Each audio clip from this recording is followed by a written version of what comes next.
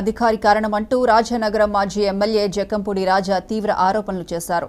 ఎమ్మెల్యేలు ముఖ్యమంత్రిని కలవకుండా చేయడం ద్వారా ముఖ్యమంత్రిని తప్పుదారి పట్టించారంటూ సీఎంఓ అధికారి ధనుంజయ రెడ్డి మీద విరుచుకుపడ్డారు.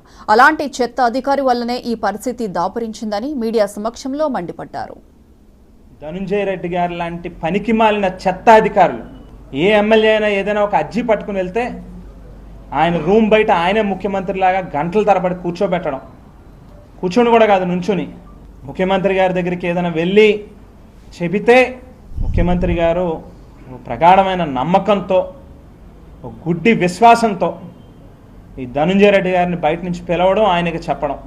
ఏ కాగితం ఆయన చేతిలోకి వెళ్ళినా ఇక అంతే సంగతులు. ఒకటి కాదు, రెండు కాదు, 100 సమస్యలు చెప్పచ్చు. మంచిర్యాల జిల్లా చెన్నూరులో గడ్డం వంశీకృష్ణ పర్యటించారు. పెద్దపల్లి ఎంపీగా గెలిచి చెన్నూరు నియోజకవర్గం